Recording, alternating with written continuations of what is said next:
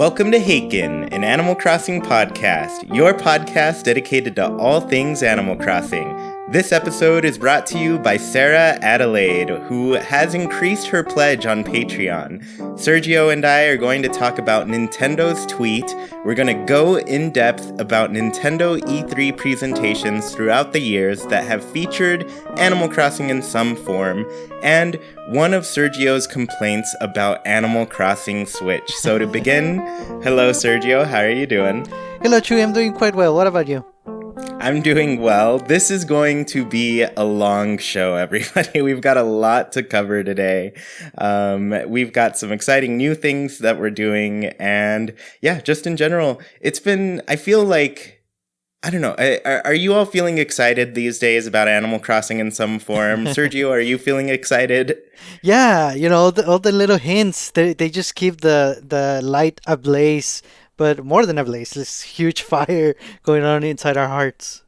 Yeah, I mean, there's kind of nothing going on, but somehow we've managed to find some excitement. So I guess let's get into this first segment, because like I said, this is going to be kind of a long show. We have a lot that we're covering. Our main piece today is just E3 throughout the years, and I have a lot of years. I've gotten things from way back, starting in 2002, which... That's what year is it now? 2019?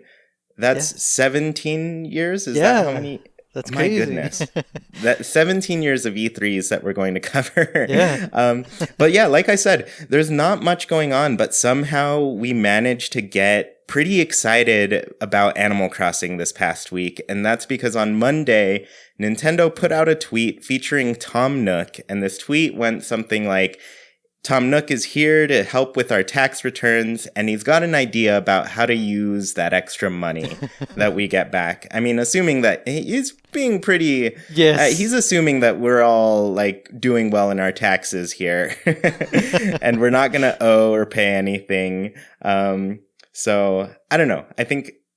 how did you feel seeing that tweet? Oh, it felt really direct. No pun intended there.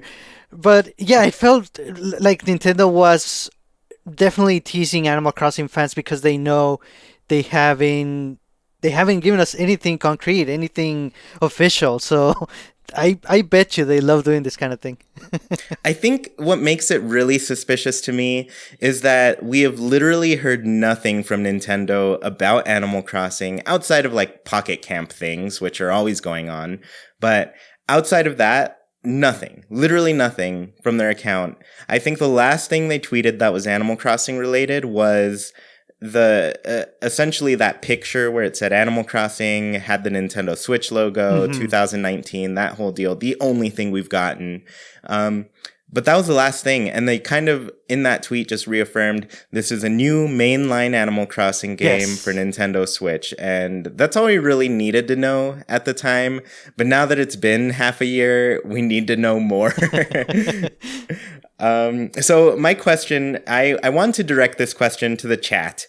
What do you think about this tweet? Is this a cruel joke or is news coming in April? So to be specific, the reference to taxes in North America, well, at least the US, we do our taxes by April 15th. At least that's when they're due. Otherwise, you have to go through applying for an extension. And that's all stuff you don't have to care about.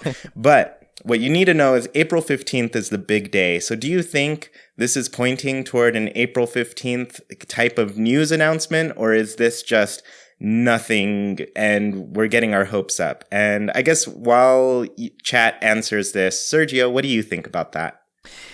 At first, I was thinking that maybe it was just a little coincidence, but then you made a video where you talked more in depth about it, and you brought up a lot of really good points, particularly the one that April 15 is also the last day that Reggie is going to be working for Nintendo before he retires.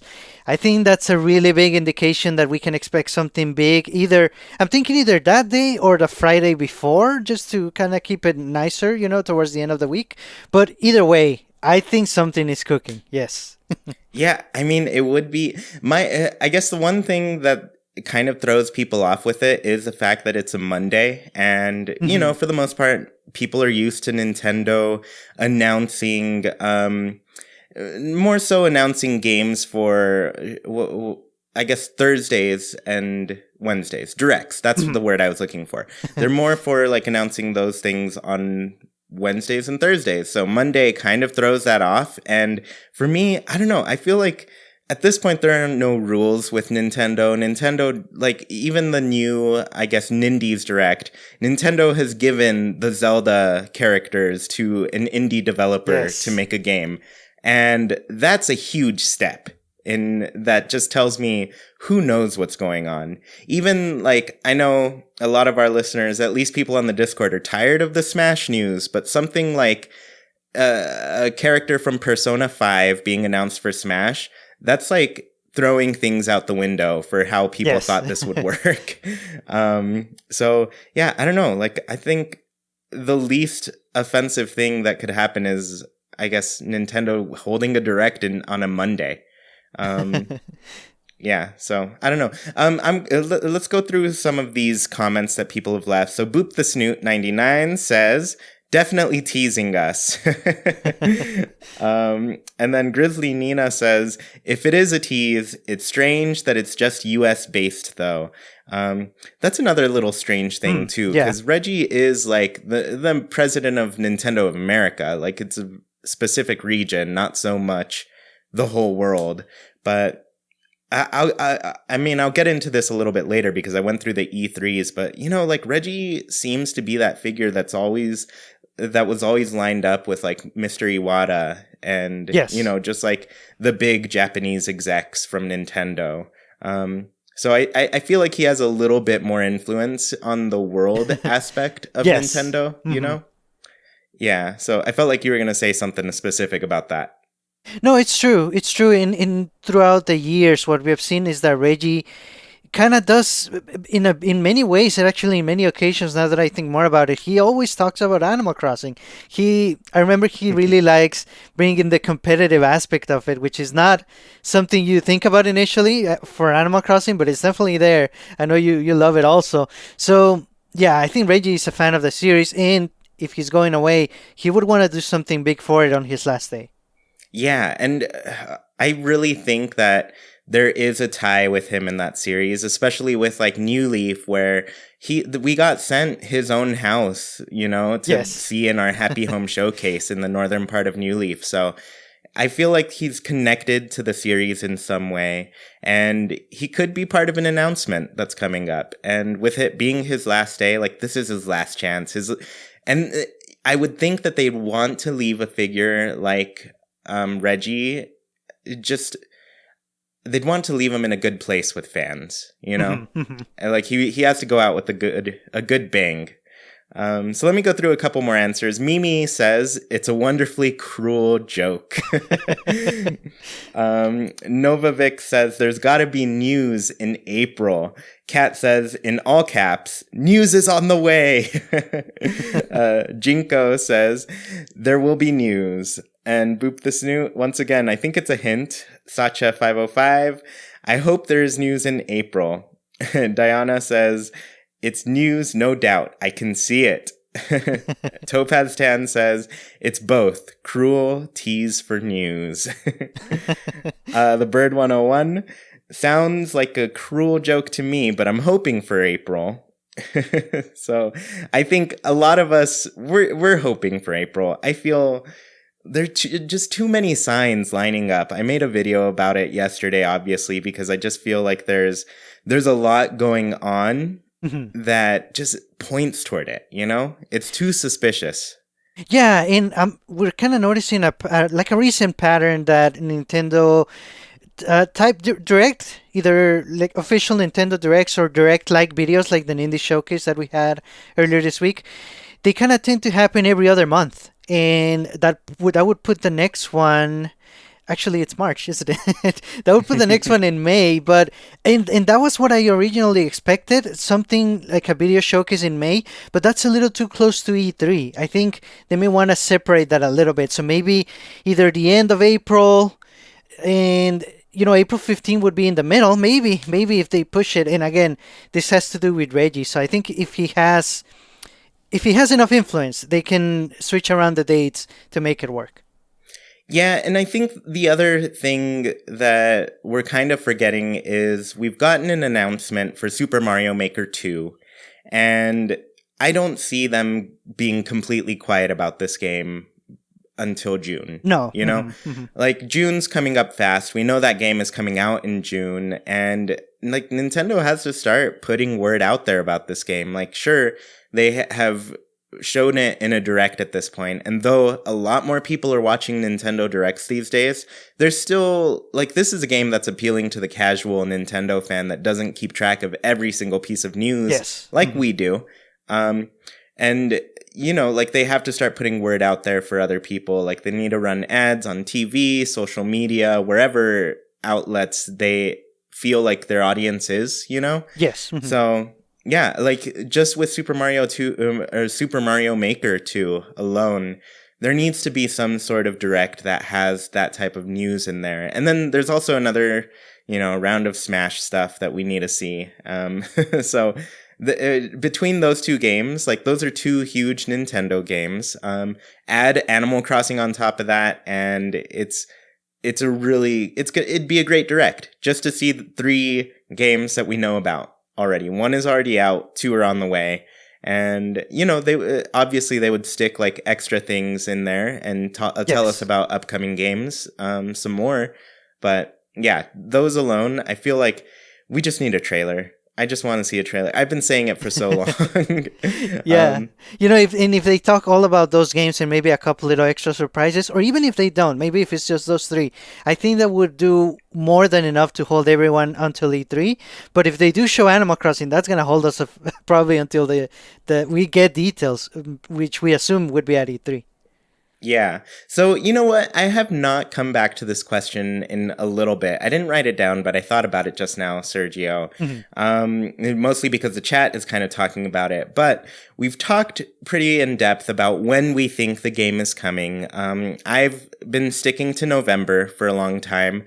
Last time I talked about this, I think I settled on November 15th, 2019. Yes. I think you have been shifting your thoughts a bit. I think you wanted September for a long time. Yes. Is that still the case? Is there an updated date for you?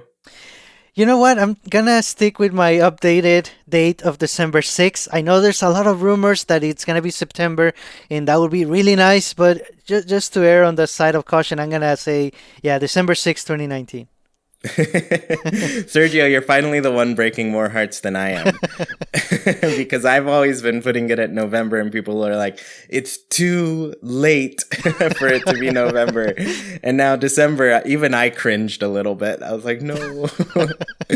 But December 6th is the beginning of the month. Nintendo the past 2 years has released games in that first week of December. We got Xenoblade Chronicles 2 in 2017, and then Super Smash Bros. On just last year in this December. Yes. I think the first week of December is fair game for games from Nintendo, just because they want it to land before the major holidays, of course. But they also want it to be like, you know, people need to have enough time to go to the store, pick it up, and then not feel, I don't know. They just need time to do that. Yes. So it's fair game. I think it's later than people want to hear, and people don't want to, you know, start a game then. Because I remember, I think it was Tab who commented this on a video a while back, and I felt bad not including it. But they said they have a family, you know, it's kind of hard to manage playing Animal Crossing while you're also spending time with your family / you know, like, sometimes you're a parent, sometimes you are, you know, just in charge of making dinner or something. Right. So, like, depending on the responsibilities, there are things that could get in the way during the holidays that don't let you get that Animal Crossing time that you want.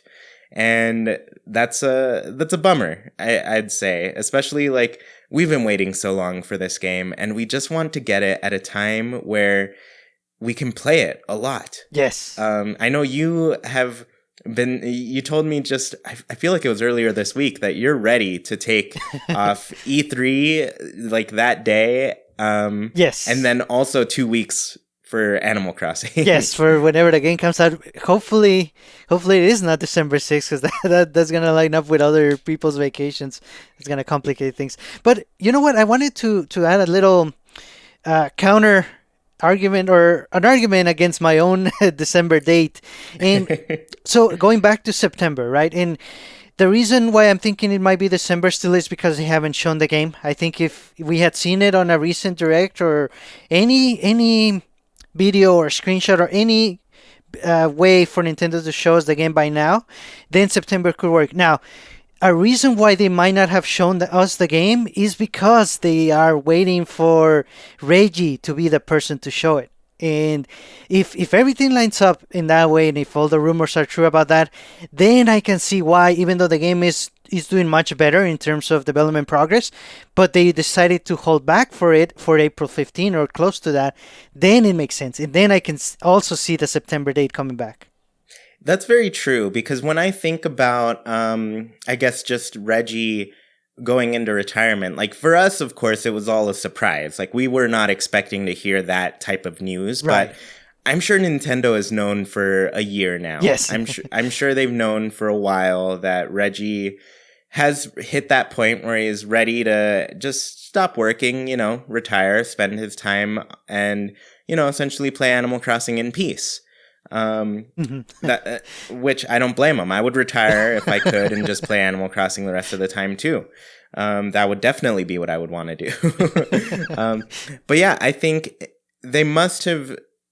I believe that. I feel like they could have planned around that and been like, okay, Reggie, we're going to give you something very special. And I did talk about this in the video. I mentioned the tweet that I sent out after Reggie announced his retirement was coming, where I said, my new theory is that Reggie is going to be saying goodbye, and we're going to be saying hello to Bowser. Yes. And it's going to coincide with an Animal Crossing announcement, because, Animal Crossing's the game that's all about, like, your best friends moving away and new friends moving in. Yes. And that's exactly the case. That's the scenario that we're in here. So, yeah, I guess, okay, the chat is getting pretty interesting to me. They're talking about physical versus digital for their purchase of Animal Crossing. Sergio, you and we're getting both, I think. Are we both getting both? Yes. Yeah, I have been all digital for a while now. Since pretty much, I went digital when Pokemon X and Y came out. And I was visiting Jacquie in Arizona, because that's where she went to school for her master's at some point. But I was visiting her, and it was the weekend X and Y was coming out. And so, like, on my way there, I canceled my physical pre-order at GameStop, because I was like, I'm not going to be here. I can't pick it up. I am going to download it. I've decided I'm going to download it. And Pokemon threw me over the edge, because I always kept my games, because I was like, you know what? Maybe I'll sell them one day. Right. And then I found out I never sold them. And I especially never sold my Pokemon games, just to, like, get rid of a game, buy some more games, Right. that sort of thing. And then I was like, I just keep my games. I might as well just have them digitally. And so that's what threw me over the edge there. But Animal Crossing, recently I bought a physical copy of Animal Crossing Population Growing probably about a year ago. And it was a complete version that had, like, all the booklet, the original pamphlets, like the advertisements that were in it. It had the memory card, the game disc. And I was like, I have to have physical versions of these Animal Crossing games. Yes. There's something that needs to be in my life. And so I always play the digital version. But with Animal Crossing, I only have one physical Switch game, and that's Zelda, because I got the special edition when the Switch first came out. Oh, okay. And that's the only game I ever got physically. But Animal Crossing I will have just to look at the box and the cartridge. Yeah. So yeah, I guess, how do you feel about digital and physical? I've been embracing the digital realm a lot more, and I'm happy about it. It's very, very convenient. I still prefer getting physical games, mostly just for the single player games. In anything that has multiplayer and that you may want to load quickly and just launch it and have it ready without having to dig around for the card, then I go digital. And there's a lot of good games that are digital only. So I've been getting a lot of those. And yeah, the digital is very convenient, especially, the more advanced technology we have, the better, the bigger space, faster loading. Yeah. Yeah, it's just, it feels good. It feels right with the Yes. Switch. And I like Dragon's comment, the digital realm sounds like Digimon. It totally is. I love Digimon. So yeah, I guess, like I said, we've got a lot, and I love the chats that are going on here and everybody listening. I'm very excited to be doing a live show. We planned this one to be at a time where all of our European friends can join us, because I feel like they always get left out when we do these. So yeah, it's fun to see everybody. We're happy you're here, and yeah, we've got a lot to go through still. So I guess, did you have anything else to say about, the tweet, release dates, digital or physical, or should we just head on to E3?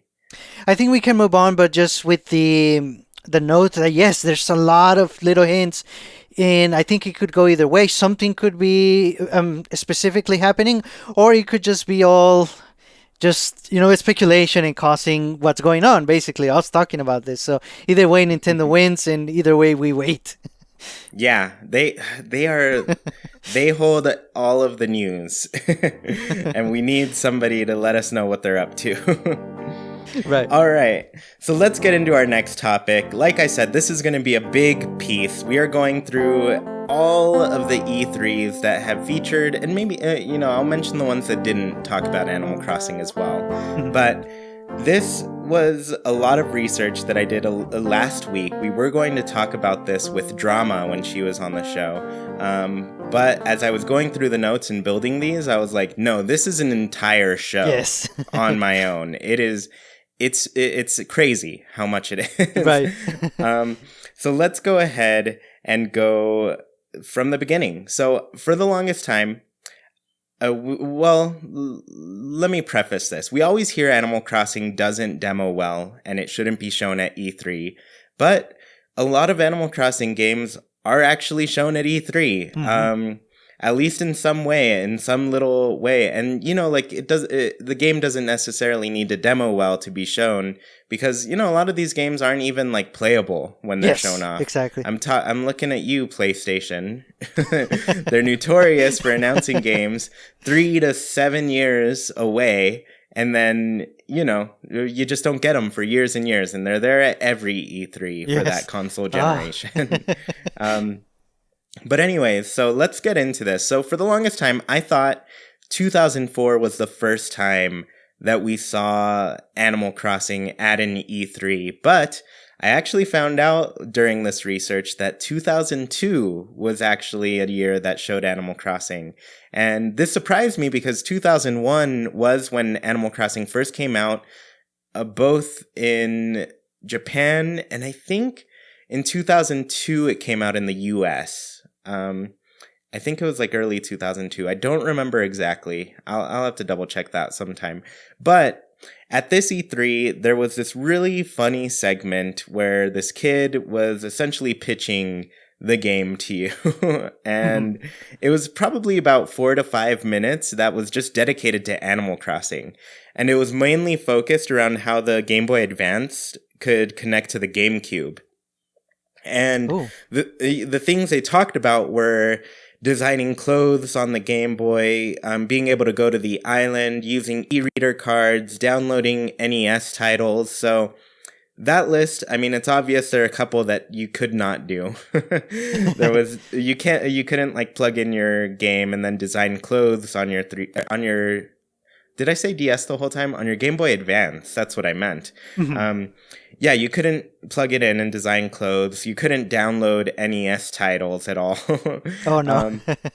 But you did get the ability to go to the island and use e-reader cards. So in case you don't know, e-reader cards were just Animal Crossing themed cards that you could scan in, and they also had codes written on the back, so you could also type in the code. But if you had the e-reader, you Oh. wanted to scan them in, because that was easier than typing in those really long codes. But yeah, essentially, like, you could get different things like town tunes, clothings, pattern type of things, characters. I think there were like special characters that you could only get through the e-reader cards. Yes. Hmm. Which is crazy because that's like, we kind of adopted that with amiibo cards in the future. Yes. Yeah, so there were some cool features that you could use. Going to the island was the main thing people used the connection for, though. Cap'n would show up by the docks and take you to your own private island where you had another space to fill with things, which I think was good because it gave people a little bit more room to work with. Yes. Because space is limited in the first game. Like, you have closets, but they can only carry like certain things and only about 3 things per closet. So you did not have space for stuff. Like, you Right. really could not hoard as well as you could in the newer games. But the interesting thing to me was like being able to download NES titles was one of the ideas that they came up with. And this, do you remember recently that somebody had discovered that there was an actual NES emulator built into Animal Crossing? Yes. Hmm.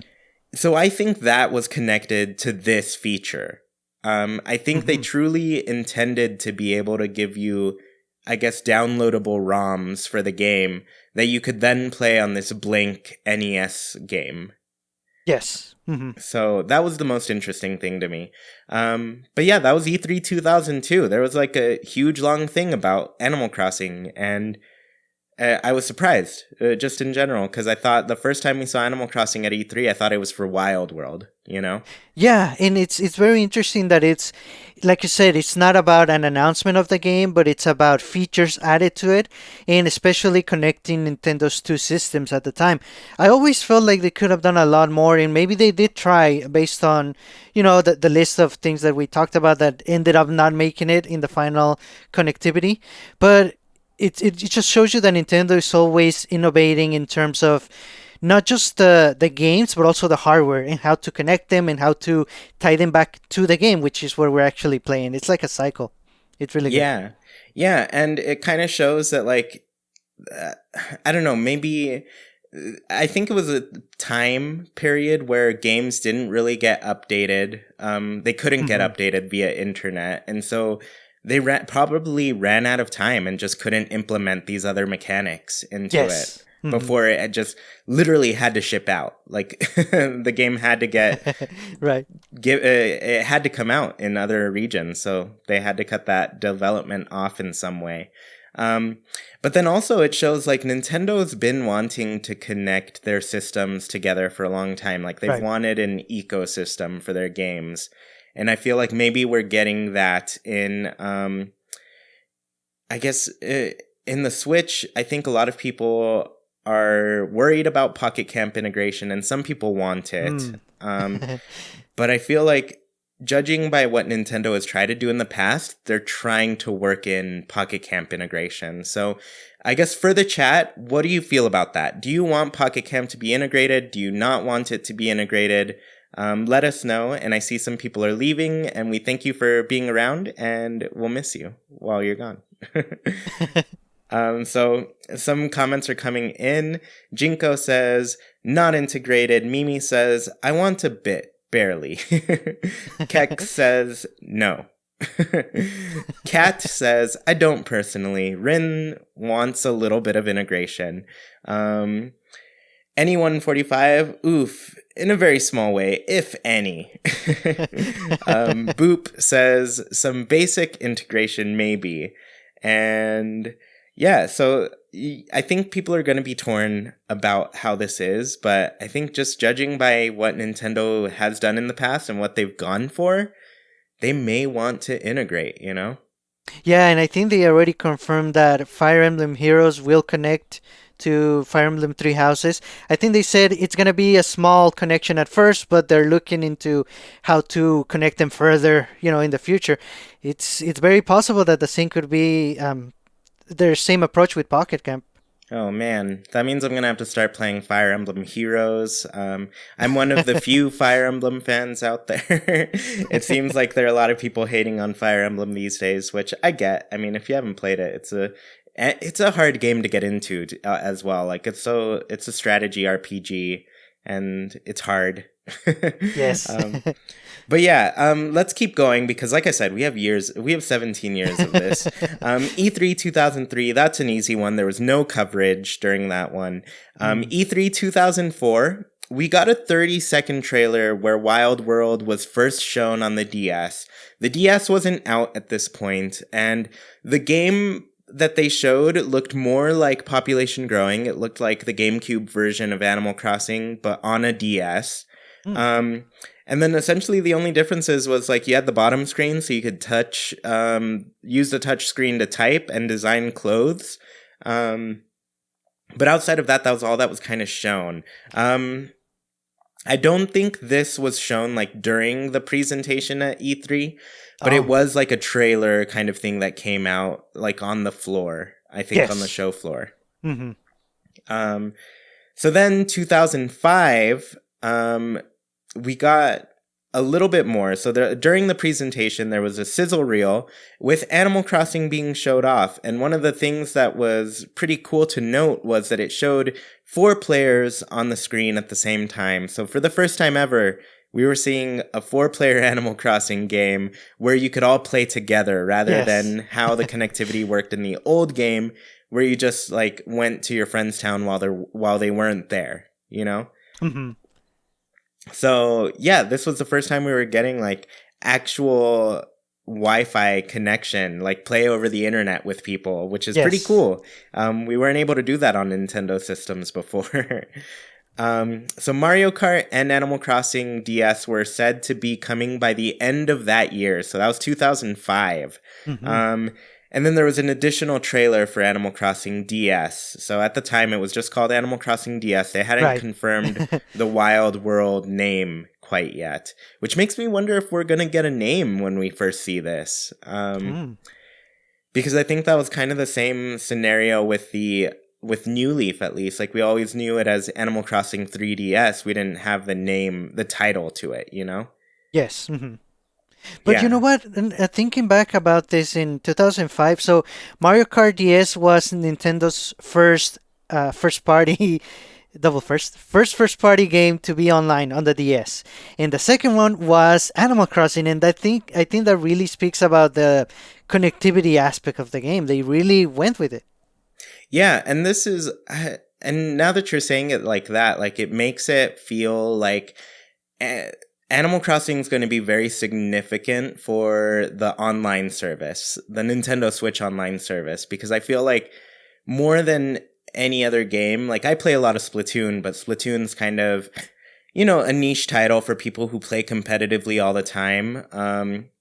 Like it was no question for me that I was getting the online Nintendo Switch online service because I had to keep playing Splatoon. Like I wasn't going to stop anytime, So with that, like, I feel like Animal Crossing is going to be the gateway for a lot of people. Like, there are still a lot of people who don't buy into that system, and Animal Crossing is probably that game that will draw people in, Mm-hmm. So not only will Nintendo get a lot of money for selling millions of copies of Animal Crossing, like we know it will, it's going to get a lot of money with people just buying into the online infrastructure that they're setting up, which, it's very light right now, but I think as it goes on, we're going to start to like the online a lot more.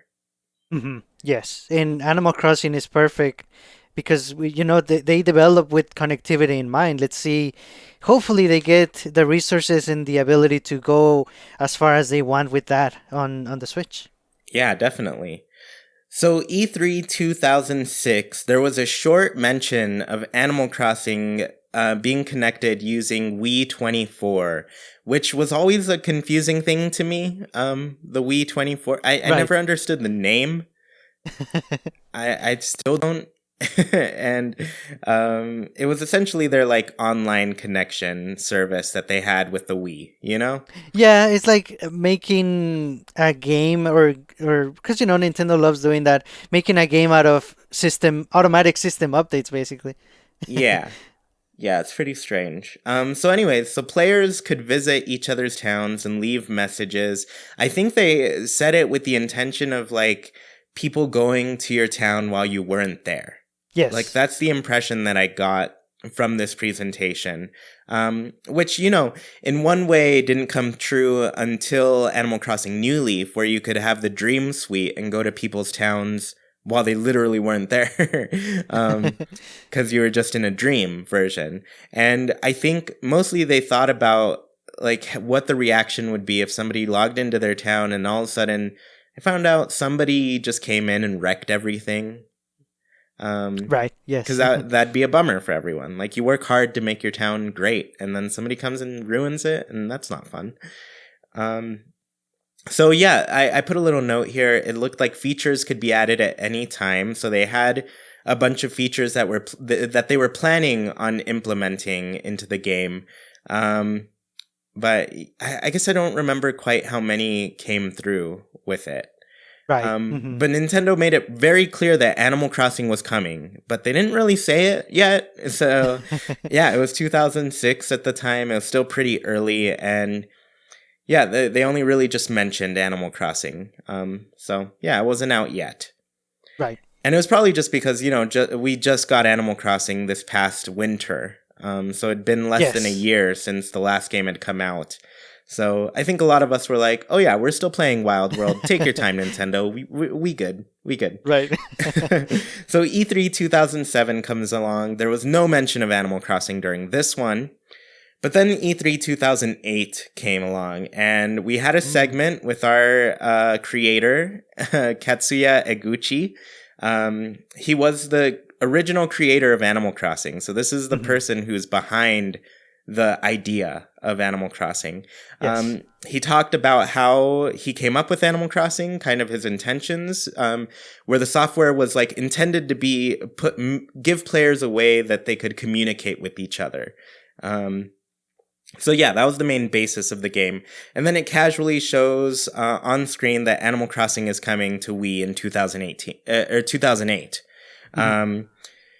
And I think it also revealed Animal Crossing City Folk as the title at that Yes. point. But yeah, it was a pretty casual thing, but it did go into like a whole presentation for it. So it focused on different aspects like the town, holidays returning to the game, the city, and then the big things were obviously the city and then also communication, where they introduced the We Speak system, and they even pointed out that you could write letters to your friends in other towns and they would get them, which is something we need again. Yes, definitely. Yeah, so the after that, I guess that whole thing, we got 5 minutes of coverage, and we knew the game was coming that same year, which was pretty crazy, Like, that's the quickest turnaround that we've ever gotten for an Animal Crossing game. Yeah, I was really hoping for something similar last year. I know, I know. I was just like, all right, 2018. It's a slow year, Nintendo. Come on, you gotta give us Animal Crossing now. um, but yeah, that wasn't the case. So E3 2009, there was no Animal Crossing coverage. E3 2010, there was also no coverage, which was surprising to me because I always thought that we got a sizzle reel that showed off Animal Crossing for 7 seconds. I found out that that sizzle reel was actually at a Japan event later that year. Oh, okay. Yeah, so the first time we saw Animal Crossing New Leaf was in 2010, but it wasn't in E3 like I first thought. Hmm. Which was just surprising for me because I was always mad about that we went a whole year without seeing Animal Crossing. So kind of my fault, but it was 9 years ago at this point. Of course, I'm not going to remember. So E3 2011 comes along, and we got an Animal Crossing logo at the very end of this E3, and then there was just a trailer kind of released on the side of different games. So I forget what was in this presentation, but this one I always thought featured the Animal Crossing trailer, but the trailer was just actually released after the presentation, I think. Yes, that's right. Yeah, so once again, I thought this was shown at E3. I could have sworn. E3 2012, I do remember being angry at this one because I remembered specifically that there was no coverage of Animal Crossing on this one. There was a little bit of Animal Crossing, though. There was an Animal Crossing logo that showed up in Nintendo Land, but they didn't even show us the game for Animal Crossing in that one, which is... Yeah, I've posted a video of this little game from Nintendo Land that is Animal Crossing themed. It's pretty cute. It's pretty fun. I like the art style of it. It works. It's nice. Yeah, and yeah, I guess, did you have anything to say about what's going on so far, Sergio? So far, and I wanted us to discuss this just to make sure that this is correct, but it seems like Animal Crossing New Leaf was never shown at E3. I guess at least the logo was, but not the game itself. It was shown, like you said, as part of E3 in the sense that they show a video after. And I think it makes a lot of sense because, when we're so excited about E3, we kind of mix everything that happens, whether it's the official presentation or the trailers that happen afterward, or even the Treehouse events that we get nowadays. It's all like a big ball of announcements during that week. But thinking about it, let me know if I'm right, but I think New Leaf hasn't been part of E3 mainline presentations. It looks like New Leaf was just missed that whole time because we know that in 2012 the game came out in Japan, and then before E3 2013, like barely before, we got it here in the States. And so, yeah, it was just a game that kept getting ignored by Nintendo during these presentations, and news was so scarce for New Leaf. It was so disappointing year after year to be like waiting so long for this game and then never ever seeing it. And eventually it was just coming out in Japan, and we were like, well, I think that's why I went so crazy watching like as much footage of Animal Crossing from Japan as I could. Just because I was like, well, this is the only place that's showing me Animal Crossing, because apparently Nintendo doesn't want to show me Animal Crossing. So it's a bummer. It's a real bummer to know that. And like they had so much that they could have shown off for this game. Like it is such a good game. And I was just year after year, I was surprised that there was nothing at all. Yeah, and I just gotta say that 2011 trailer for New Leaf, it's so memorable. And, we watched it so many times, probably hundreds. And just having to wait so long, and then it's finally out, but only in Japan, and you have to wait. The rest of the world has to wait at least 6 months. It was really tough. Very, very tough. Yeah, and even then, like, we waited so long for news even about the release. Like, the game came out in Japan, and we're like, okay, cool. So, like, we should be hearing something soon. Then the year ends, and we're like, okay, so come on, where is it? And then finally, I think it was in February, we got the actual, like, I guess, Animal Crossing Direct focused around New Leaf, and then it finally came out. But yeah, E3 was always a dark time for Animal Crossing at this point. So yeah, I guess I'll go on. E3 2013. Nothing directly, I guess, Animal Crossing game related, but we did get the villager reveal in Smash 4 at E3 2013, which is awesome. I'm really glad Villager got to be a character in Smash, finally. E3 2014, it was more Smash stuff. Isabelle was shown off as an assist trophy in Smash 4. And Animal Crossing character images were shown while showing amiibo figures. So E3 2014 was when amiibo, I think, were revealed. Yes. And then from there, we kind of got a bunch of like different game logos that would have amiibo tied to them. So Animal Crossing came up. So yeah, I was excited to see Animal Crossing amiibo for sure. Yes, yes, definitely. And this would have been a nice E3 to learn a little bit about the future of the series, but no, it was just like you said, Smash and Amiibo, which are basically two other platforms for Nintendo to integrate their franchises. It's nice, that Animal Crossing is always present in this type of all enclosing Nintendo franchises. Yeah, definitely.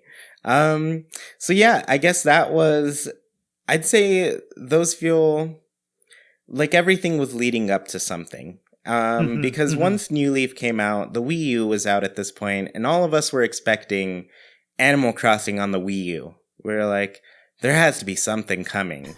We want something to happen with the Wii U.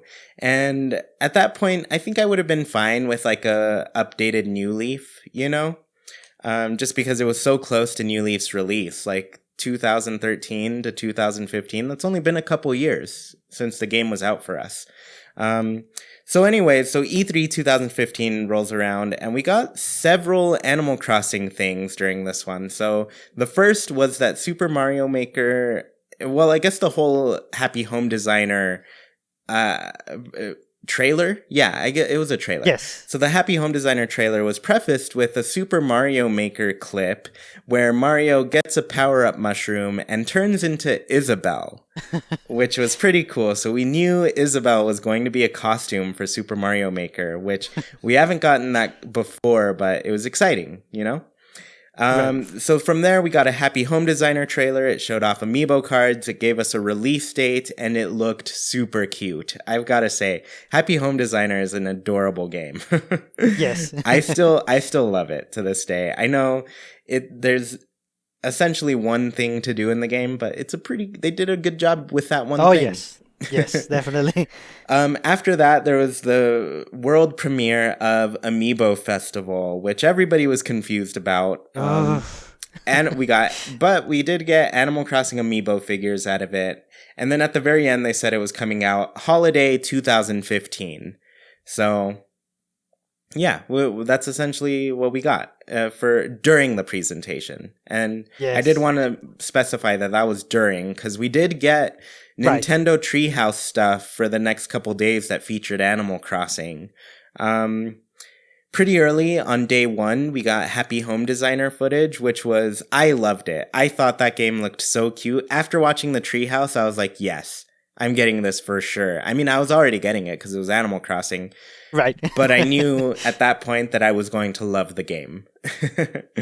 And then day two, we got Amiibo Festival, which was still confusing, and I was like, I'm getting it because it's Animal Crossing, but it still doesn't look that fun. I don't know why it doesn't look that fun. I would think that an Animal Crossing party game would be fun, Right. So yeah, I guess, do you remember E3 2015? Oh, yes, definitely. I don't think we have ever either discussed on the show or even just talked about our reactions to Amiibo Festival. I remember I was super excited because you see three characters. I know one of them was KK for sure. You see them walking out from the train station, and I got so excited. My friend Danny was here with me, and then as soon as I saw there was a board game, I just went quiet and I didn't say anything. And I just, in my mind, I was thinking, well, we have Happy Home Designer. Yeah, we have Happy Home Designer. It's like, at least there was something great coming. And Amiibo figures, at least. But yeah, the Amiibo Festival, I was excited because I personally love board games. I was always a huge fan of the Mario Party series, and I was like, cool, an Animal Crossing skin for Mario Party is exactly what I would like. But now, we kind of get like a Mario skin for bad Mario Party, even from Mario Party games, at least for some of them. But yeah, I don't know. It just didn't pull it off. It didn't pull off what I thought like a Animal Crossing party game would be. Yes. I just felt like it didn't play with the features of Animal Crossing well enough.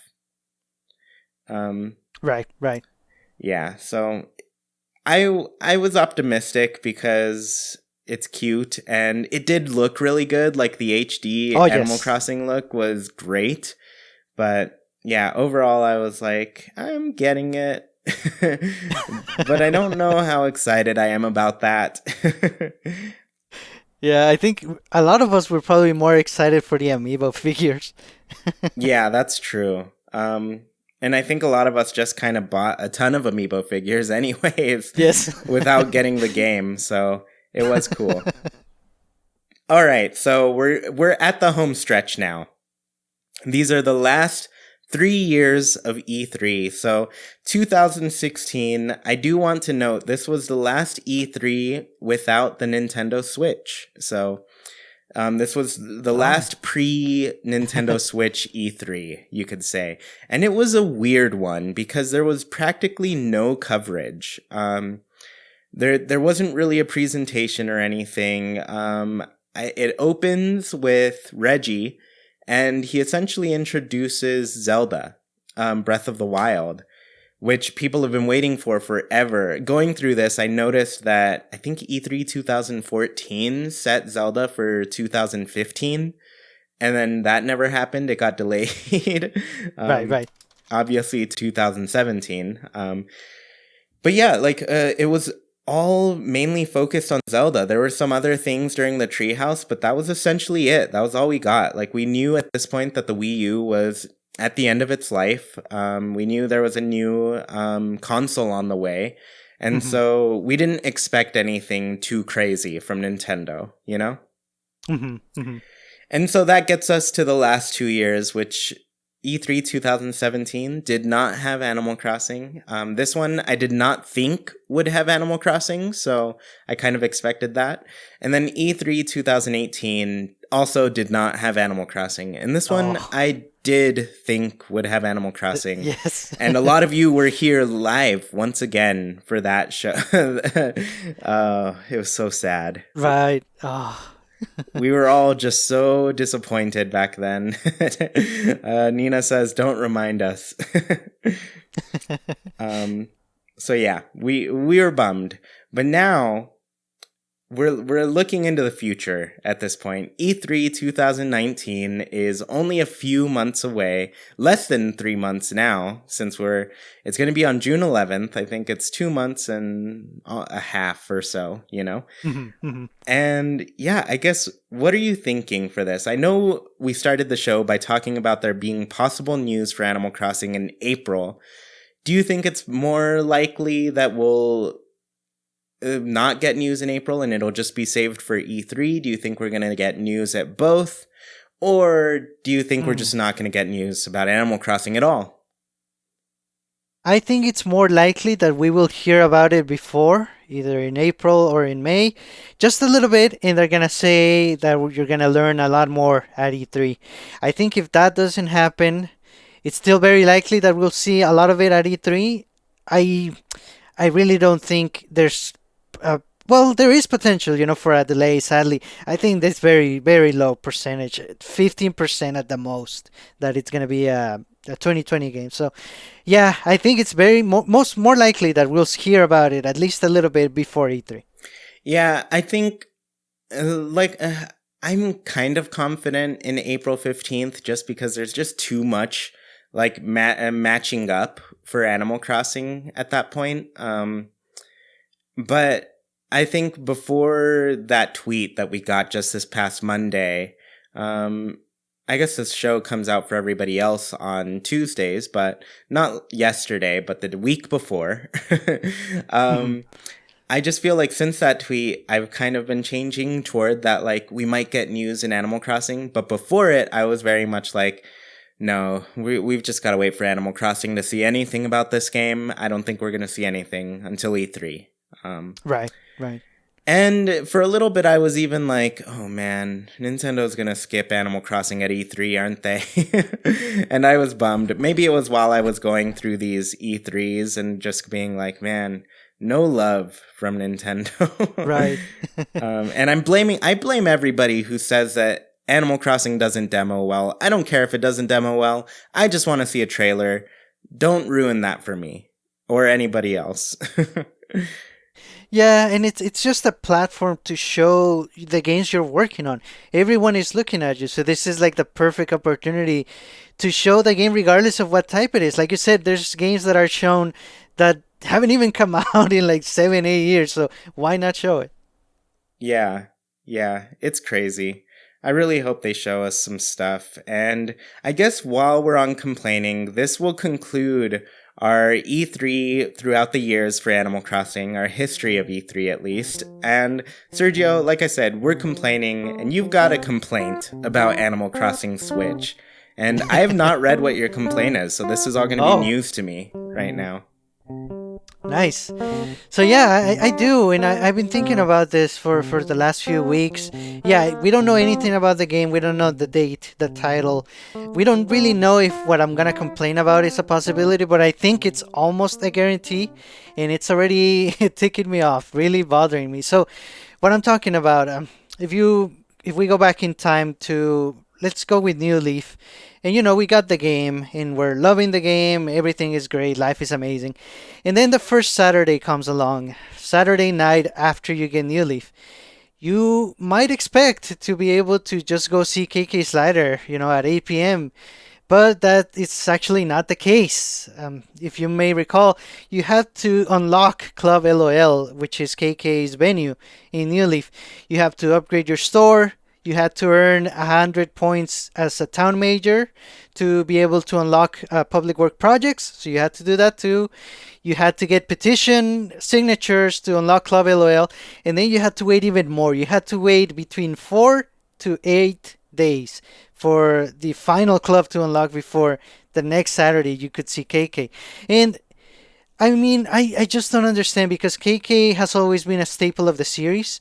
And in the first game in Population Growing, as far as I recall, you didn't have to unlock him. He was always there in front of the train station on Saturdays. So I don't see why they had to lock him in New Leaf.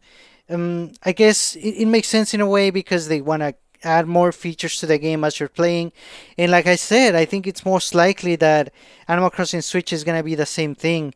So yeah, I'm bummed out that the first Saturday after the game comes out, it's probably not gonna be Kiki Slider show and until at least a couple of weeks.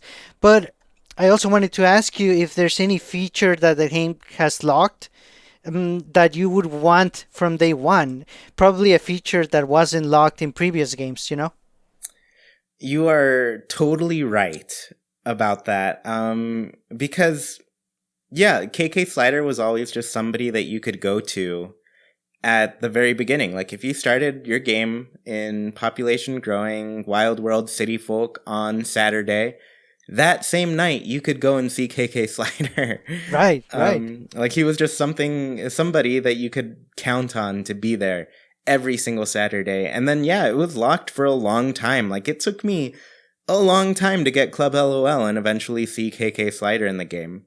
Yeah. It felt like a month, and that's forever. I think I was able to buy his music from the store before I saw him live. Oh, yes. Which is not the right way to go.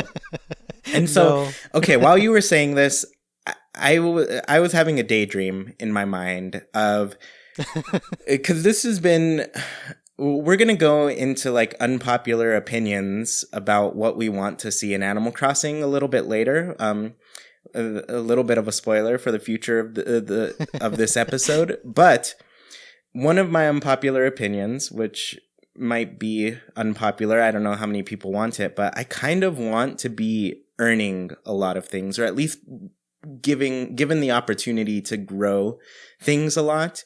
But when I see it with the trajectory of like KK Slider's career, I think I want to see KK Slider in this game start off in front of the train station, camper station gates, wherever he sets up, or in the coffee Right. shop. If you even have a coffee shop, I don't know. Right. Outside the museum, wherever. I want maybe maybe he rotates positions every week and Ooh. goes from different places. But I want to see him busking on the street again. For those of you who don't know, I'm a musician. Busking is just when people play music on the street for money. But I want to see KK Slider start his career like that, from the bottom. And Ah. then eventually he works up and like starts his own record store, venue type of place where you can buy all of his music and everything. But yeah, that's how I would like to see KK start out. Just like on the streets, connecting with the people, going back Yeah. to his roots where it's Yeah. all about the music, man. So that was my daydream while you were telling me about this. Like, I want to earn KK Slider a really great venue where he can play. Cause, like if anybody's gonna deserve it for their talent, KK Slider's the guy. Yes, yes, and this would be great for that, and it would allow him to be around from day one, like you said, out in the street, maybe in different locations. But as we go through the game and as we get more things, we can unlock venues for him, bigger and bigger ones. But he can be there from the very first Saturday, which is what I want. Yeah, and maybe, like usually he gives you his music for free and everything, but maybe this time you get the option to donate some bells to him, and maybe he's just raising money to kick off his career too. Right. So like you find him, I mean, now I'm thinking like it'd be fun if it were just a game as well. Like you would find him in one place and be like, oh, hey man, I really like what you're doing. Play me a jam. Here's some money for that song you just played. And the record that you just gave me. And then you leave for a little bit, maybe go into your house or something to go listen to the record, and then you walk out and he's not there anymore, but he's moved positions, and then you can listen to more than one song and get more than one song in a night, and just be like, oh man, I just listened to that album, it was great, I want more. And then I would just love to see him start from like humble beginnings, Yes. Yeah, so it would be fun. And then as far as your question about like things that are locked at the beginning, I was trying to think of stuff, but there's things that we do earn over time in New Leaf. There's the Dream Suite. There's the upstairs exhibits in the museums. Even on day one, I don't think you can go to the street pass portion of your town. No. So... And I don't know if I would necessarily change some of those, just because I do like the idea of earning them. Like they don't exist in your town until you've like done plenty of work to make it exist in your town, Yes. I think it's fun to have it kind of bare bones, but introducing ways for characters to show up. Like you have Katrina, who's doing her fortunes. Like she's there once a week to give you a fortune, but eventually like she finds out your good business and she can open her doors to your town, full time. Right. And then even Gracie, who's like traveling to show off her show off her clothing and that sort of thing. I guess introducing ways for characters to still show up like once a week before they have a permanent spot in the town because it's still growing. I think that's fun. I think that's a fun thing to earn and get, Oh, yes, definitely. Yeah, so... Yeah, I'm really excited about this now. I really want to see... I can't wait to see what they do with KK Slider. That's always a really exciting part of the game for me. Yeah, yep. Did you add more? Did you have more questions about this topic? No, that was it. Just my preluding complaint because, yeah, more likely than not, he's gonna have to be unlockable, but maybe not. Okay, well then, this is a good time to let everybody know about the big news that we've got. But Jacquie is going to be joining us for this next segment. There will be a little bit of setup time involved. I'll still be here. You'll be able to hear it and everything. But we are going to have a new segment with Jacquie. It's going to be pretty fun, I think. So I'm going to get her. Yeah. And I'll be muted for a little bit, but yeah, Sergio, you don't have to stop recording. We'll just, I'll edit this part out in order to make it all make sense to the show when it is edited and everything. So yes, yeah, this is a long episode, everybody, and I hope you're having fun. But yeah, there's 2 segments left for this. We've got Jacquie's new segment, and then, of course, Haken's Villager Corner. So yeah, I will be back momentarily. 1 sec. Welcome to the part of the podcast in which a novice Animal Crossing viewer gives expert advice on how to improve the game. This is Picture This with Jacquie. Hi everyone, thanks for having me, and I'm emphasizing novice here. I have just been sort of backseat watching Chewie play for, I guess, all the time we've been married. And I've come up with a few ideas myself on what the game could contribute or add to improve it. Okay, so Sergio and Chewie, you know how, this is related, I promise, but you know how when you go bowling, you can have the bumpers that keep the ball from falling off the lane? Yeah. Yeah. Yes. Okay. So usually this is the case if you're a kid or just like a really bad adult. Which is some of us. Yeah. I mean, some of us definitely need that. Okay. Picture this. You're walking in your village, picking up some flowers, enjoying the sunset. Maybe you're headed to an overlook point on the edge of a moderate cliff. Maybe see where I'm going with this. You're not being careful and suddenly you fall off the edge. And then in midair, as the wind is rushing past your face, you realize before you hit the ground that you forgot to click the bubble that says, yes, bumpers. So what I'm proposing is basically the addition that allows you to play with bumpers or not. If you select no bumpers, then there's no invisible hand keeping you from making those silly mistakes of falling off something. Obviously, you can't walk through furniture or solid objects, but you can damage stuff and possibly injure yourself. So I mean, like, and it might be fun in the case of like you want to jump off a little rock or like, the edge when you're sort of going down that ramp to the beach. But, there's more dangerous situations.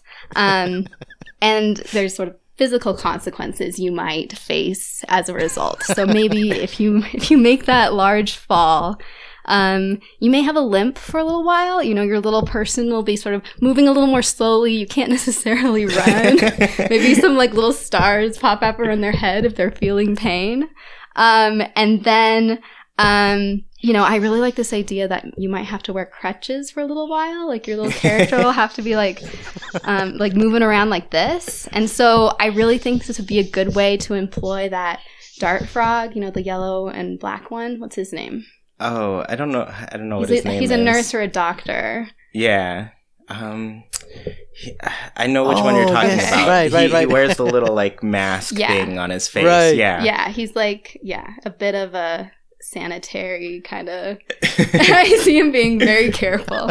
And then the other nurse or doctor, you said that she was a tapir, sort of this like anteater like creature. Yeah, she's kind of like runs the dream suite. Yeah. Kind of, yeah. Yeah, so my thinking is like, okay, you fall, you get hurt, you go to them, they kiss your boo-boo, maybe give you a cast, some crutches, but then you could also like walk around town and get that cast signed from your friends. Wouldn't that be cool?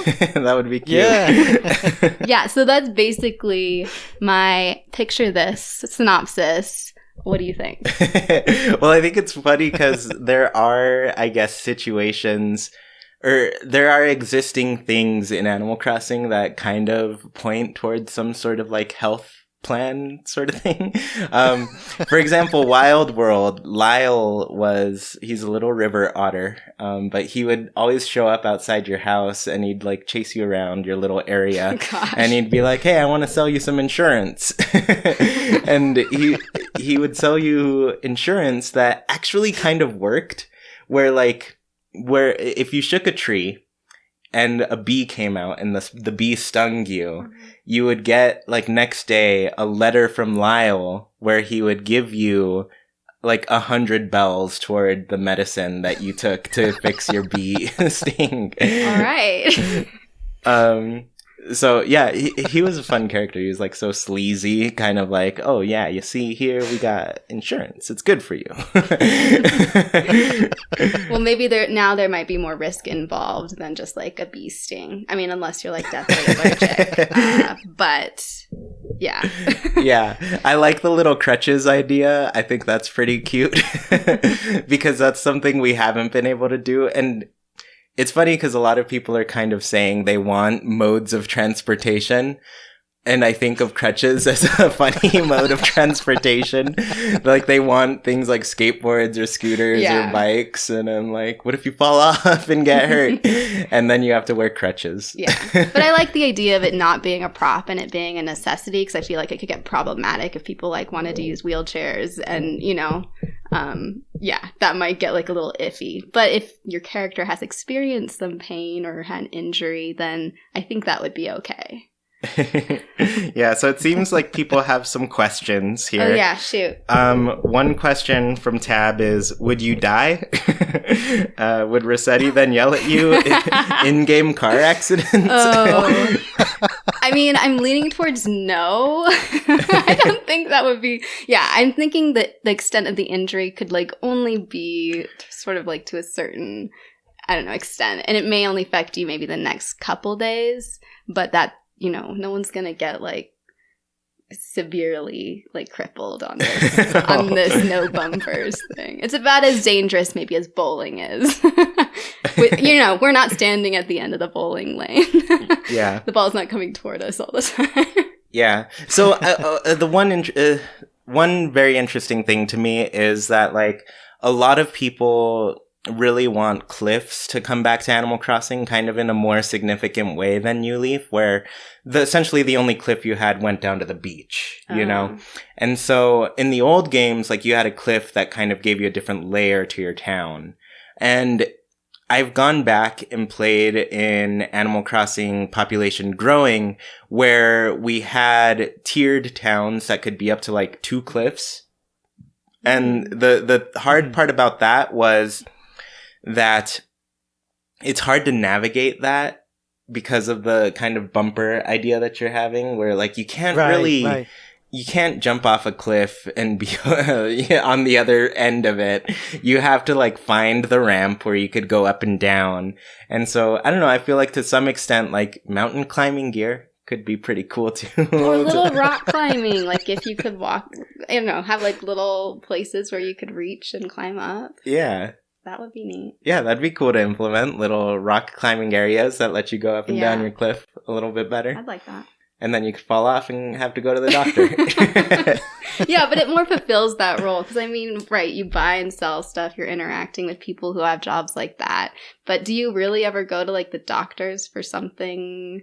I mean, I don't know. I'm, like, actually asking. There's only one, I guess, kind of doctor area, and that's just in, like, the side game, Happy Home Designer, where you design a doctor's office, but...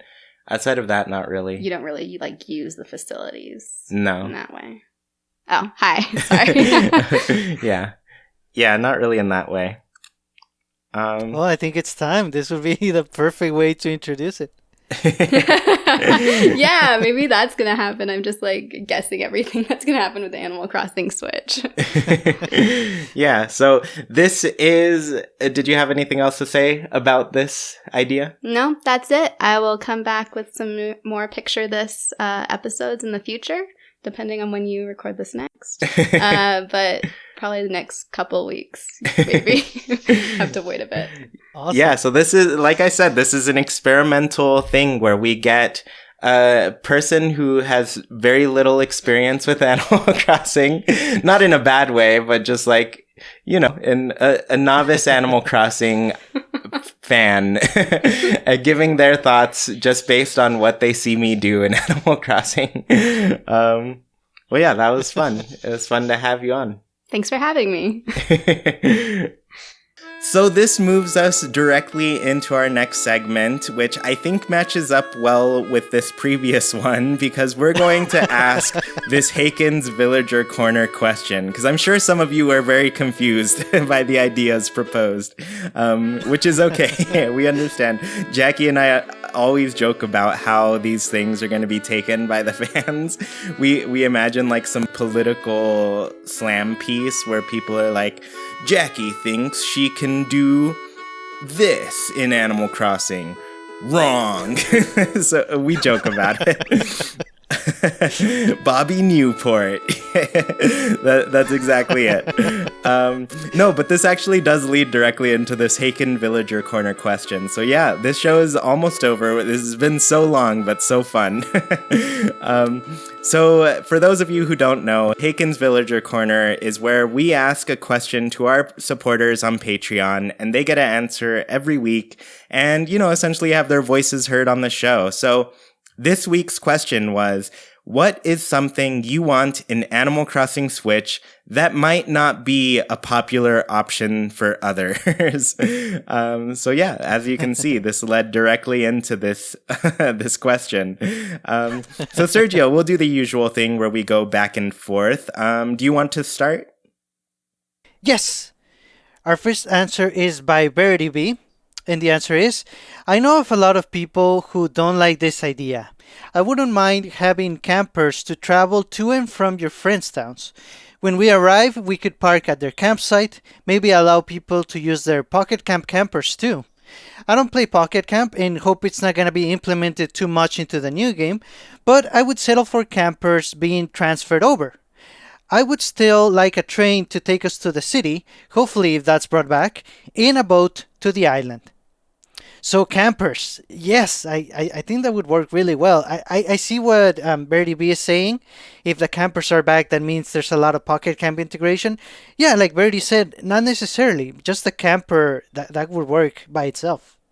I have always been pro campers in our town. Like, I want to be driving down to our new town in Animal Crossing, and I essentially want that to be our mode of transportation between each other's towns, because not only, it gives us something else that we can customize and decorate and grow. The OK Motors crew comes back.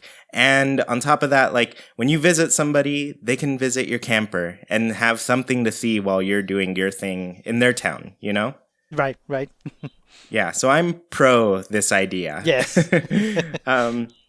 So Dragonflame323 says, dungeon crawler elements like in Stardew Valley. It might not fit with the tone of the series, but it would be really exciting for me, and would be a very refreshing gameplay loop to have available in addition to our other daily mundane routines. Yes. Oops, I bumped my mic. But yeah, no, I agree. I really like the mines in Stardew Valley. I spent a lot of time doing that aspect of it. I kind of wonder how they'll work in like combat or anything. But it would be fun. Because I've mentioned on the show before, like, I would love to have special areas that we go through to where you can collect more ores to customize your furniture. You can get more mushrooms to put around your town in this like special forest or in this cave. But like, yeah, I like that idea of having like kind of a dungeony place that you go to that's like new every time you go to it, but gives you access to more resources that you don't have as much access to normally, Yes, definitely. And I think a big part of it would be inviting some of your villagers over. You could select from the ones you have and just switch them around. It could really work even as a mini version of Desert Island Escape that you can play every day on a different location. Yeah, and I'm seeing the chat say, Dragon says, it's where the tarantulas and scorpions live out of season. And that is a cool idea too. Like, it'd be cool to see tarantula or scorpion like as like a boss at the end of this cave. Right. And then you can get hurt, like Jackie said. You'll get knocked out, saved by somebody, and you'll have to walk on crutches for a little while. So yeah, I think that would work. Yeah, definitely. Next answer is by Tab. I don't want a Amiibo figure or card card compatibility unless they come out with new options for people who have not collected those things. I don't want to be restricted from getting some in-game items or getting certain villagers to move to my town because I did not purchase items that came out years before the game did. This is a very good point. I think if they want to use amiibo integration in the game, there has to be a way to circumvent that. Like Tab said, for people that may not want any or just didn't get any either back then or now, it shouldn't have to be locked behind those items. Yeah, and I agree. Like, if we're gonna get extensive amiibo functionality again, like, they need to release them all again. The cards specifically. Oh, like, yes. You can Yes. still find figures all over the place because nobody bought Amiibo Festival and they just wanted the figures. But the cards, like, they need to show up again. We need to have more of them available, and we need the Sanrio cards to come to the US. Because right now I would have to pay $180, and I always regret that I didn't import them when they were 20. Oh. So it makes me sad. Yeah. Lyalatron says, I would like to choose at the beginning of the game whether I'm going to be the mayor, shop owner, or coffee house owner before I start. Then the story would change to suit that choice. I'd like the option to see things from a first-person perspective at times, too. Ooh.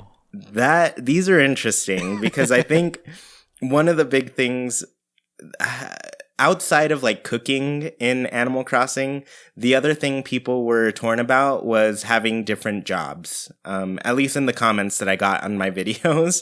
And so I wonder how people would respond to having options for how they play the game. Right. And I wonder, like, because they need to give you some reason that being a shop owner or coffee house owner, they need to show us why that would be a better option than being the mayor. Because the mayor is like, that's a pretty good gig. It's like Yes. you get to customize your whole town and everything. So I don't know, like, I guess there's like different gameplay elements that they could play with to make all of these jobs work, you know? Yeah. I'm already seeing a scenario where you're the mayor and you decide to give it up and you run the coffee shop for a bit, and then you hear that the next mayor it's implementing a curfew, and you're like, what? No, I have to get my major job back. Yeah, that's true. Next answer is by Evie Rose. Not sure if this is unpopular or not, but to be honest, I would like to see the return of the city or something like it. In City Folk, I love that you could travel by bus to a whole new place, and the city was so cute and full of life. I feel like the main street in New Leaf lacked that a bit, and I don't know, I just like the idea of getting the bus to somewhere outside town. Yes, I kind of agree with this. I think Main Street or the city could be bigger. You could have a more defined distinction between your town and the city.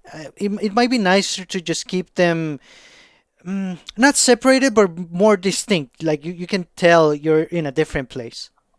You know, this makes me think, like, I kind of want us to be able to customize the look of our main street. And we got a little bit of this in Happy Home Designer, where you could choose like what exterior you wanted for the shops that were, Right. popping up there. But it'd be cool, like, if we go back to like Lyalatron's thing, like say you pick your job where you're a designer instead of the mayor kind of thing. Mhm. And it'd be cool if like your business would get approached by other businesses around and they'd be like, oh, I want a new look for my shop. I feel like it's not pulling in enough customers because it doesn't look great. And then you get to redesign their shop and make it look how you would want it to look, you know? Right. So it'd be cool to see, because then like that kind of lets you separate it from your town. For example, like if you want it to look kind of like the city and City Folk, it'd be cool to have like skins that let you pull that off, for your town. Right. Yeah, so Sacha505 says, Honestly, I don't want Animal Crossing Switch to be connected to Pocket Camp at all. I have collected a lot of furniture in Pocket Camp, but I don't want to get any of it in Animal Crossing Switch. Getting all of that furniture would feel like cheating. I would like it if we all started from scratch and build our town and catalog up slowly. It'll feel much more rewarding that way. A new game, a fresh start. Also, all that furniture wouldn't fit in my tiny new home. But yeah, this is definitely not a popular opinion. I mean, it is for some people, I think. I think people are very torn about what they want as far as like Pocket Camp connection, you know? Right, right. I hadn't thought about bringing back your items. I agree with Sacha myself. Yeah, and I always agree with that too. Like, it's hard to... I always kind of like the beginning of Animal Crossing where you don't have too much. I like to be able to just do things that I feel are growing the town in some way and making it bigger. And so having all of these items at your disposal at the very beginning feels like it takes away those limits that you have at the beginning that really make the beginning of the game enjoyable to me. Yes, yes. Mm-hmm. Next we have Grizzly Nina. And she says, I think I've absorbed this idea from you, Chewy, but I want my town to start out in squalor. Give me weeds and dilapidated buildings. Give me famine and flea outbreaks. Oh, man. Give me dry rivers and skeletal trees. I want to build up my village from ruin. I want a regrowth that rivals that rain scene from The Lion King. I'm for this too. I want a town that is kind of in need of help. Like, that's why they're getting a new mayor, you know? That's why they've elected you. I want them to have I want you to feel like you're building this town up and you have a role in everybody's lives to make it better, you know, make it a better place. Yeah, imagine our albums, video or photograph albums, the progress that we would see. That would be night and day, basically. Yeah, this is my home when I started, and this is my home now. It'd be cool to see that, like, genuinely look improved, you know? Yes. Because when you start, you have a cute home from the get-go. Even the little tent that they give you at the beginning is adorable. And, you know, it'd be nice to maybe not have it look as adorable as it could be. Right. So Sarah says, it seems like this is more of a 50-50 opinion rather than one that's completely unpopular, but I am 100% in favor of amiibo functionality and some sort of Pocket Camp compatibility. However, if I had to choose one over the other, I'd rather have the amiibo functionality. I'd feel kind of cheated after spending so much money on cards and figures to not even be able to use them in any way. I would be very, very surprised if Animal Crossing Switch doesn't support pre-existing amiibos. As for Pocket Camp, all I want is compatibility that benefits PC players without taking anything away from non-PC players or hurting the game's economy. And yeah, so both of hers fall kind of on the other side of the previous answers. So a 50-50 opinion could be accurate here. Yes, definitely. But yeah, like, it sounds like Sarah's more of like, you know, if we can have that type of connection, let's just have it. People won't be too worried. I feel like people won't be too worried with the Pocket Camp stuff because, you know what? Play Pocket Camp. It's a good game now. I think you should really try it again. I think the game now is at a much better place than it was before. And there's an event going on right now with really cute balloon furniture, which I would rather shoot down this balloon furniture from Balloons than the balloon furniture that we got in New Leaf. Just saying. It's a lot better now. Nice. And I do think amiibo functionality is pretty much a shoo-in. Like we said, another comment before, maybe there's a way to get the same content by playing the game. Maybe it's just gonna take you longer, but yeah, I think it benefits Nintendo to use the amiibo that are out there and, like you said, to bring them back. This is a perfect chance. Yeah, I think it'd be fun.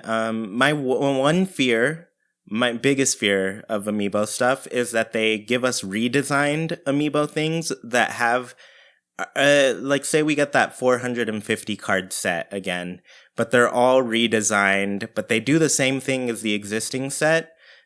my fear is that I'm gonna want to collect them all because I have like all the other ones, and I'm not gonna feel right without them. Yes, yeah, definitely. Yeah, so that's my main fear. Just that I'm gonna be buying more amiibo than I want to. And our last answer for the week is by Trevibu. And the answer is something I would like in Animal Crossing Switch that I think wouldn't be popular amongst all fans would be the option for customizable villagers or downloadable villagers. Fans of different franchises would have villagers based on those. For example, a pack of Zelda franchise villagers or villagers based on each member of Luna corresponding with their animal. Yeah, I can definitely see that. I guess it would begin with Nintendo franchises, but Animal Crossing has already connected with games like Monster Hunter, so anything goes. And if it's DLC or if you can get it by buying those other games and you get additional content in Animal Crossing, yeah, that sounds pretty awesome. That would actually be pretty interesting to see because it gives people more opportunities to make because when people make a themed town, often they think like, oh, I want to make a theme that's based on this franchise, like the Zelda franchise, for example, is a good example because there are so many Zelda villagers in the game that you could fill your town with the Zelda villagers and a couple other villagers that fit that franchise pretty well. And you can have a Zelda themed town, like having a Nintendo themed town for a certain game. That'd be pretty interesting. Yeah. Yeah. And but it also, like, that would worry me because that feels like something that would be a DLC option, like something that they would sell. And I think a lot of people, definitely from the comments I've seen, like, just don't want to see, like, microtransaction types of DLC added to the game. I think you and me, we are different in the sense of like we don't mind seeing like a huge update to Animal Crossing come maybe like 3 years down the line that we pay $20 for or something. Right. Just to give us more longevity to the game, But yes. I think like having little things pop up every month like that's gonna eat into our wallets for sure. And, just in general make people feel turned off by this Animal Crossing game where they can't really get everything because it's just locked behind money, Right. Yeah. I'm not for it. I would buy everything, but I don't want to. See, that's the thing. Like, it's dangerous because we would buy everything, even if we don't want to. Like, they would force our hands, and they know they can take advantage of us. Right. Yeah. So, yeah, I mean, this has been a long show. We really want to thank everybody for joining us today. There was a lot to cover. We've done some new things here. We've gone through a lot of things, but we really wanted to make it like a really special live show for everyone. That all of you could come to, or at least most of you. We tried to make it, like I said, at a good time for most people. Yes. Yeah, so I hope you all had fun. I've definitely had fun. And yeah, it's been great having you all here. I guess, should we ask? I can't think of anything on the spot. Do we have another question for people on the show, Sergio? No, I'm not sure. Yeah, I guess. Do you think we're gonna see Animal Crossing soon? Spirit of Ace says yes. Sarah says yes. Dragonflame, will AC have a Choco Mint item? Mimi says yes. Emily Coconut, yes. Victini, dude, yes. Mimi, hopefully again. Topaz 10, April 15th. Diana, it's in the stars. Kat, can soon be tomorrow. Well, yeah, of course, everybody's gonna say yes. We want. Oh, Grizzly Nina, am I the only pessimist here? How would you feel if we see something on April 1st? Oh man, I would have to question everything. I can see Nintendo doing a joke and then it turns out it wasn't a joke. Blanca is the new mascot for Animal Crossing. April 1st will be her day to show off everything. Joker should be announced on April 1st. That's a good point from Dragonflame. Oh. Maybe on April 1st we do get something. Maybe let's check the date on April 1st. That is also a Monday. Still a weird day, everybody. Oh. But you know what? I'm for it. I think it'd be great. And I'd love to see a Nintendo April Fool's Direct. So thank you all so much for listening. If you want to be part of the conversation on all things Animal Crossing, join the Discord. I have a link in the description of this podcast. It's totally free to join. You don't have to be a patron. And if you do join, you can get Sergio and my friend codes. If you do want to become a patron and have your voice heard like in this Haken Villager corner, please visit patreon.com/ChewiePlaysNintendo. For just $1, you can support our show, get tons of cool things, and you can see our current goals to improve the show and our content. And last week, if any of you saw that new art that we have, that is all money from patrons. That is what I use it for. I use it to improve the show. And yeah, I really appreciate the support. We've got a goal right now to reach $100 a month, and I will get my very own capture card for the 3DS so Sergio and I can do more things, and I can send Sergio his 3DS back because I'm hogging it right now.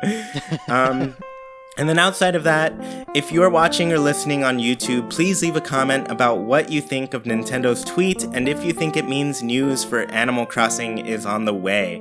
And please leave a review of this show wherever you're listening. It helps the show gain some visibility and allows our community to grow. And once again, thank you for listening, and we hope you have a great week. Goodbye, everybody.